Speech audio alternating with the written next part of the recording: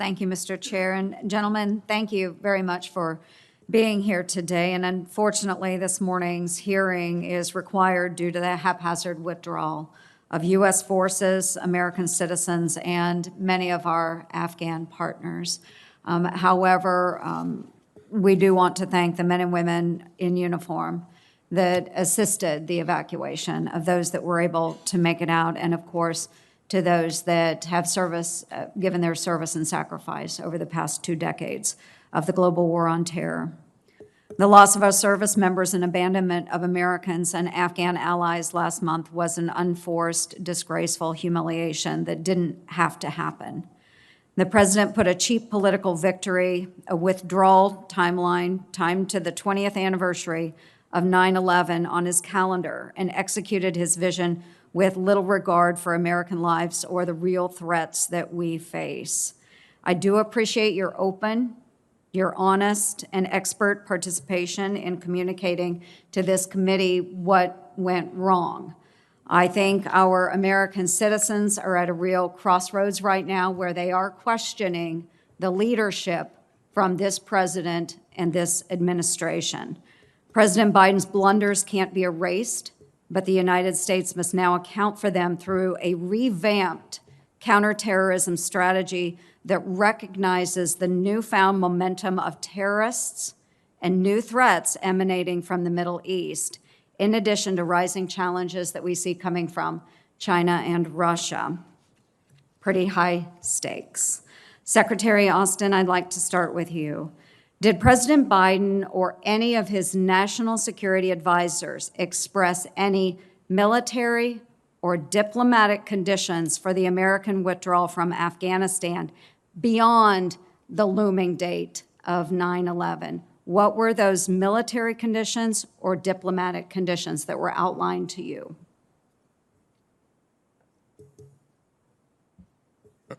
Again, once the president went through a very deliberate decision-making process and made his decision that to exit Afghanistan, there were no additional conditions placed on it. Can you tell me that he did take into consideration military or diplomatic conditions, and what were those conditions that he was weighing as he was making those decisions?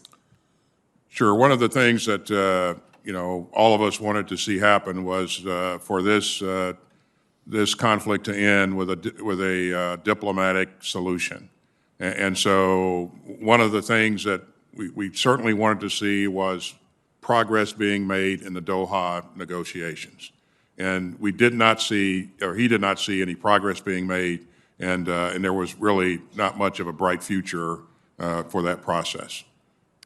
So General Milley had stated earlier that his recommendation is always, as any military commander should do, should be conditions-based.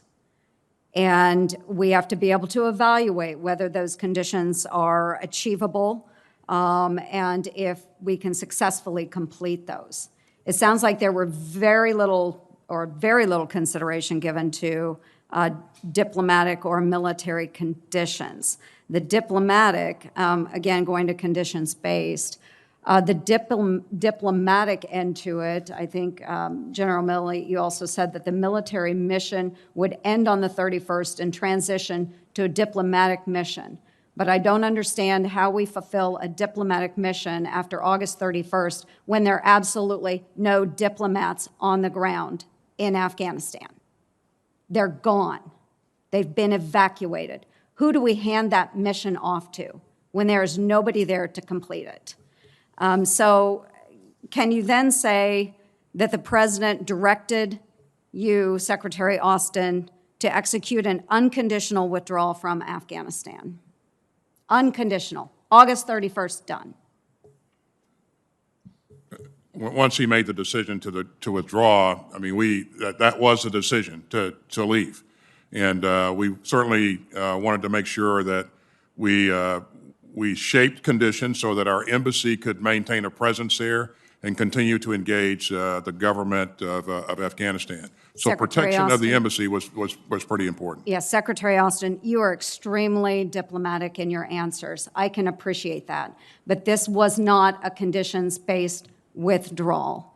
And I think all three of you have stated that you made your best opinion known to the President of the United States. He had no conditions other than to get our people out of Afghanistan, which he failed at because we still have Americans as well as Afghan partners in Afghanistan. Thank you, Mr. Chair. I yield back. Thank you, Mr. Chair. General Milley, in the previous round, we established that the withdrawal achieved no security conditions other than an unconditional withdrawal. We had to withdraw by a time certain, a date certain. Has the military, and these are yes or no questions, please, General Milley, has the military's task to defeat terror threats from Afghanistan gotten harder? Yes. Does the Taliban and its other terror partners have more ability to train and prepare in Afghanistan now that we've left? More ability, yes. Has President Biden or his policy staff provided any updated guidance or direction for countering terror from Afghanistan? Yes. Are we at a greater or lesser risk of terror attack from Afghanistan as a result of our withdrawal? Too early to tell. Too early to tell. Yep, I think we've got about, to elaborate a little bit, probably got about 6 months here to really sort this out, to see which direction things are going to go. It's not much time, but that's my personal estimate. It could be out to 12. And then we're going to have some indicators and warnings of what direction this is going to go. But that's where I'd put it. In the previous round, and this is a comment, but in the previous round, each of you had admitted that your best recommendation was to leave a residual force in Afghanistan. Clearly, the president disregarded that opinion, that recommendation, that advice, and I do believe that this has left us less safe. A number of my colleagues have mentioned over the horizon. General McKenzie, you referenced the fact that we don't know yet how effective that will be. We don't have partners on the ground. Talked about the airspace that would have to be used for over-the-horizon capabilities. There is still a terrorist threat in Afghanistan.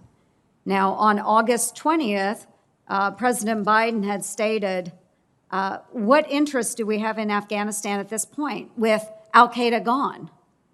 First, I didn't recognize that al-Qaeda was gone. General McKenzie, is al-Qaeda gone? Senator, al-Qaeda is still maintains a presence in Afghanistan.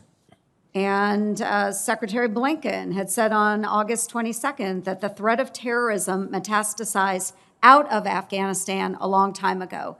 General McKenzie, is there any terrorist threat in Afghanistan now? What we see is ISIS newly rejuvenated with the prisoners that came out of Parawan and Polycharky prison. They're gathering their strength. We have yet to see how that's going to manifest itself, but we know for certainty that they do aspire to attack us in our homeland. And we know the same for al-Qaeda. So that threat, it has metastasized, and it is resident in other parts of the world. In my part of the world, though, it certainly is in Afghanistan. Yes, it has been reported that the top 22 officials of the new Taliban government are known associates of al-Qaeda, including 5 terrorists who were once imprisoned at Guantanamo Bay and 13 more who were sanctioned by the UN, the United Nations, as terrorists post 9/11. And I'm very alarmed, Secretary Austin, that your Undersecretary of Defense for Policy, Colin Kahl, claims there is a minimal threat. He called the terror threat from Afghanistan insignificant on a call with senators less than a month ago. He's wrong. I think all of you would admit he's wrong. The FBI director even said that he was wrong last week. He's in denial or he's lying. I would hope that his testimony and comments are not indicative of your own thoughts. And if they are different, I just truly hope they are. Let's just leave it at that. So if the Department of Defense can't get their lead policy official off the couch, which is where he told me he was during closed testimony last week, that he was sitting on the couch. He didn't really care what General Miller's opinion was. If that's the type of thought process that we put into decisions that are made at the Department of Defense with this lead policy official, maybe he needs to go back to the couch. I do think that there is still a threat in Afghanistan. I think we all need to acknowledge that, recognize it. Al-Qaeda is not gone. I hope we all make that very clear to the president, and we will have to have additional discussions about over the horizon as things develop in the upcoming months. Thank you, Mr. Chair.